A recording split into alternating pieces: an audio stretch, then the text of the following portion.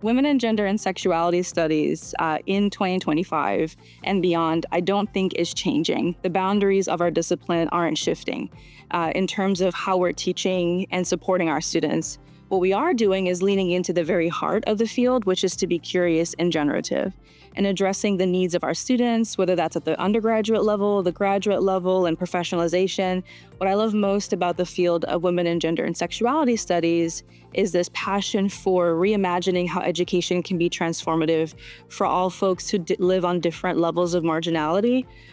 beyond the classroom, whether that's in the formal teaching space, in collaborative spaces, the kitchen table, in our interpersonal relationships. And so it's really wonderful to watch my peers and also the members who make up the association and the budding, emerging scholars contribute to more so that we can imagine and make real feminist possibilities. Working with other CEOs or executive directors at other associations in a collaborative way is, again, really grounding for me. It reminds me that all of us are connected through a commitment to humanistic scholarship and creating opportunities where there weren't, or strengthening spaces for inclusion that exist but are still growing and shifting. And in trying to navigate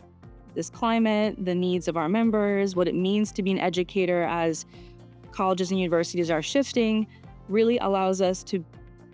kind of take pause. And what I've learned in that relationship building with my peers is to be a good villager, to share resources, to know that each of us have expertise based upon our discipline, and our interventions might not make sense for other folks, but we can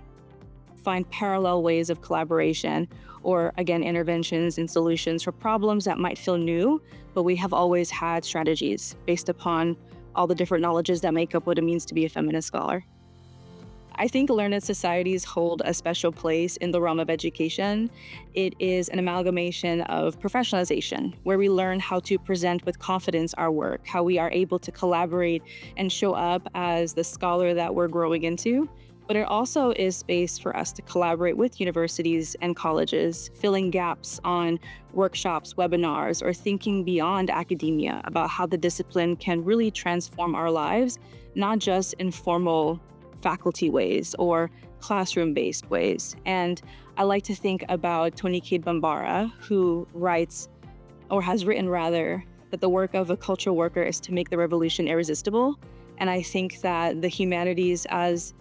an interdisciplinary and shifting field allows us to make our work irresistible, to encourage people to pursue a career as a historian or a biblical scholar, or someone who is so deliciously inspired by language to pursue something in rhetoric. And then, of course, for us at NWSA, thinking through feminist scholarship in ways that make the world even more vibrant and passionate and inclusive for our community.